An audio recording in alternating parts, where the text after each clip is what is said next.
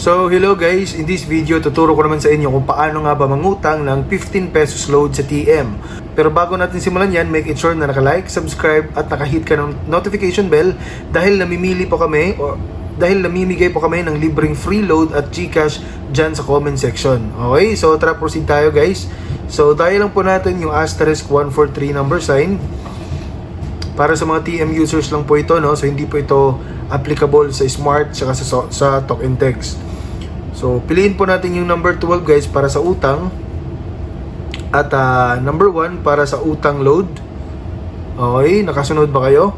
Tapos piliin po natin yung number 2 para sa 15 pesos na uutangin natin. So makita natin dito guys, pwede tayong humiram ng 15 pesos load, pero 17 pesos po yung ibabalik natin or katumbas ng 1.7 gig ang ibabawas sa next reload natin. Okay? So kapag okay ka dito guys, press 1 ka lang dito at automatic na marireceive mo agad yung 15 pesos load, auto load max dyan sa mobile number mo. So I hope na nakatulong tong video na to. Please don't forget to hit the like, subscribe at ang notification bell.